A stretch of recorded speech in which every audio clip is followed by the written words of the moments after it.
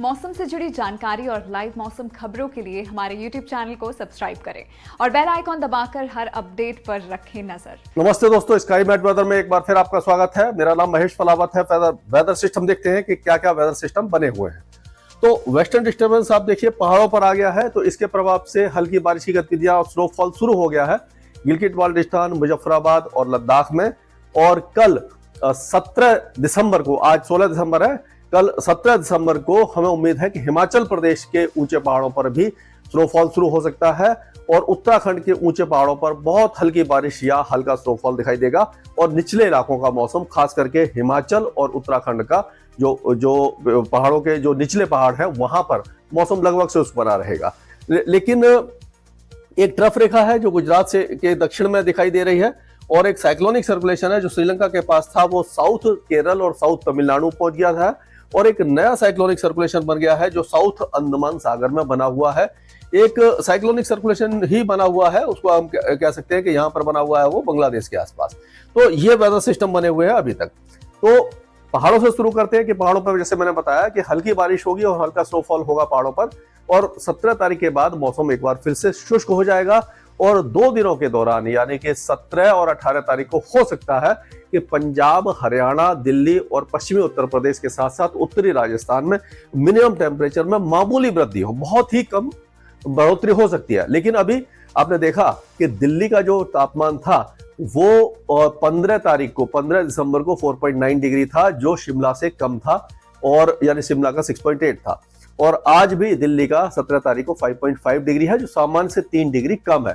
तो यानी कि सर्दियों की शुरुआत तो हो गई है उत्तर भारत में, लेकिन अभी भी दिन क्योंकि गर्म है, गर्म क्या मतलब क्या कह सकते हैं कि कंफर्टेबल है। 24 डिग्री के आसपास मैक्सिमम टेम्परेचर आ रहा है, यानी तेज धूप खिली हुई है पंजाब, हरियाणा, उत्तरी राजस्थान, दिल्ली, पश्चिमी उत्तर प्रदेश और मध्य प्रदेश के सारे इलाकों में।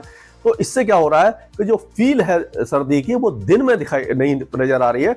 सर्द हवाएं नहीं चल रही हैं, बर्फीली हवाएं नहीं चल रही हैं, क्योंकि स्नोफॉल नहीं हो रहा है। और स्नोफॉल हो रहा है तो हल्का हो रहा है। और एक बार एक नया वेस्टर्न डिस्टर्बेंस ऐसा लग रहा है कि 23, 24, 25 तारीख के आसपास फिर से पहाड़ों पर आएगा। उस समय हो सकता है कि स्नोफॉल ज्यादा हो जाए और उसके बाद यानी 25 तारीख के बाद जब बर्फीली हवाएं चलेंगी तब पूरे उत्तर भारत और मध्य भारत के तापमान गिरेंगे और दिन में भी हो सकता है कि कुछ इलाकों में, जैसे मैंने बताया था, कि बारिश हो सकती है। तो उससे क्या होगा कि नमी बढ़ेगी, कोहरा छाएगा, कोहरा छाने से दिन के तापमान गिरेंगे और सर्दी बढ़ जाएगी। तो कड़ाके की सर्दी का इंतजार आपको 25 दिसंबर तक, क्रिसमस के बाद तक करना पड़ेगा। उसके बाद ही कड़ाके की सर्दी आपको दिखाई देगी, खास करके उत्तर पश्चिम और मध्य भारत में। अभी ये फिलहाल जो हवाएं हैं वो उत्तर पश्चिम दिशा से चलती रहेंगी, तो मौसम साफ रहेगा। कोई वेदर एक्टिविटी अगले 2-4 दिनों तक तो दिखाई नहीं दे रही है। यहाँ पर मौसम पूरी तरह शुष्क ही बना रहेगा। पूर्वी भारत में भी ये साइक्लोनिक सर्कुलेशन तो बना हुआ है, लेकिन जो हवाएं हैं वो नमी पहुंचा रही है, वो ये अरुणाचल प्रदेश, नागालैंड और पूर्वी असम की तरफ नमी लेकर के जा रही है। जो नमी है वो इस तरह से जा रही है, तो इसलिए क्या होगा तो जो बारिश है वो इसी इलाके में हो सकती है। लाइट रेन हो सकती है, बहुत हल्की लाइट रेन इस इलाके में रहेगी। लेकिन बाकी जो सब हिमालयन वेस्ट बंगाल हो गया और गंगे पश्चिम बंगाल है, पूर्वी उत्तर प्रदेश, बिहार, झारखंड और जो उड़ीसा है, ये पूरे इलाके शुष्क बने रहेंगे और कोई भी वेदर एक्टिविटी यहाँ पर नहीं होगी। मौसम में भी बहुत ज्यादा यानी तापमान में बहुत ज्यादा फेरबदल हमें दिखाई नहीं दे रहा है यहाँ पर। और अगर हम बात करें ये मध्य प्रदेश की, राजस्थान की, गुजरात की, तो यहाँ पर भी बहुत ज्यादा मौसमी गतिविधियां हमें दिखाई नहीं दे रही है। अगर हम देखें जैसे कि इन सारे इलाकों का जो सिस्टम है क्या बना हुआ है, तो इस इलाके में भी एक मिनट, जो यहाँ पर गुजरात में, राजस्थान में, मध्य प्रदेश में पूरी तरह से मौसम साफ बना रहने की संभावना अभी फिलहाल नजर आ रही है। छत्तीसगढ़ में भी कोई वेदर एक्टिविटी नहीं होगी, लेकिन एक ट्रफ बनी हुई है ये, और ये जो साइक्लोनिक सर्कुलेशन है तो उससे क्या हो रहा है कि जो सूखी हवाएं हैं और कुछ नमी वाली हवाएं हैं ये आगे आएंगी। तो इसके प्रभाव से गोवा में और मध्य महाराष्ट्र में अगले 2 दिनों के दौरान बारिश हो सकती है। सांगली, सतारा, कोल्हापुर, सिंधुदुर्ग, रत्नागिरी, इन इलाकों में, पुणे तक भी हल्की फुल्की बौछारें पड़ सकती हैं। रायगढ़, अलीबाग, पुणे, ये जो इलाके हैं, अलीबाग नहीं, रायगढ़ वगैरह के कुछ इलाके हैं और पुणे के कुछ इलाकों में अगले 2 दिनों के दौरान हल्की फुल्की बारिश की संभावना हमें नजर आ रही है। लेकिन मुंबई, थाने, दहानू, नासिक, मालेगांव, जलगांव और जो पूरा विदर्भ है, मराठवाड़ा है, वहां का मौसम लगभग शुष्क रहेगा, वहां वेदर एक्टिविटी हमें दिखाई नहीं दे रही है। और उसी तरह से तेलंगाना और कोस्टल आंध्र प्रदेश में भी मौसम अब पूरी तरह साफ होने वाला है। लेकिन ये जो साइक्लोनिक सर्कुलेशन आप देख रहे थे, जो श्रीलंका के आसपास पहले बना हुआ था, यहाँ पर पहले यहाँ पर था, फिर यहाँ पर आया, अब यहाँ पे, और ये लक्षद्वीप पर आते आते हो सकता है लो प्रेशर एरिया बन जाए। तो इसके प्रभाव से आज तमिलनाडु के कई इलाकों में मूसलाधार बारिश और दक्षिण तमिलनाडु में मूसलाधार बारिश हो सकती है। चेन्नई, पुडुचेरी, कराईकल और जो दक्षिण तटीय आंध्र प्रदेश है, रायलसीमा है, यहाँ पर भी लाइट टू मॉडरेट रेन हो सकती है। तिरुपति, नेल्लोर और कडप्पा और अनंतपुर, ये जो इलाके हैं, यहाँ पर भी बारिश की गतिविधियां नजर आ रही हैं। और हो सकता है कि बेंगलुरु वगैरह में भी छुटपुट बौछारें पड़ जाए और कोस्टल कर्नाटका में भी बारिश की संभावना नजर आ रही है। अब धीरे धीरे बारिश की गतिविधियां 2 दिनों के बाद तमिलनाडु से कम हो जाएंगी, केरल में भारी बारिश रहेगी, लेकिन लक्षद्वीप के कई इलाकों में और मालदीव में अगले 3 या 4 दिनों तक तेज और भारी बारिश की संभावना हमें नजर आ रही है। यानी काफी ज्यादा वेदर यहाँ पर खराब रह सकता है।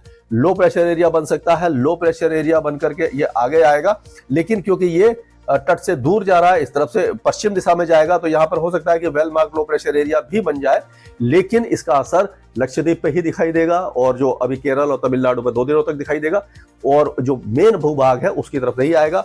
और ये गनीमत होती है कि जो भी weather system south east Arabian sea बनते हैं, वो या तो ओमान, यमन की तरफ जाते हैं या पश्चिम दिशा में चले जाते हैं, तो इससे खतरा नहीं बढ़ता है।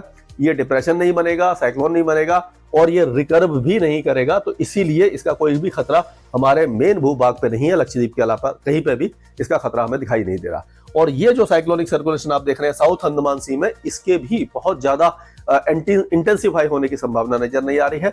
ये ज्यादा से ज्यादा लो प्रेशर एरिया तो बनेगा अगर बनता, लेकिन डिप्रेशन वगैरह बनने की संभावना यहाँ पर भी नहीं है। ये तमिलनाडु या आंध्र प्रदेश के तट की तरफ नहीं आएगा।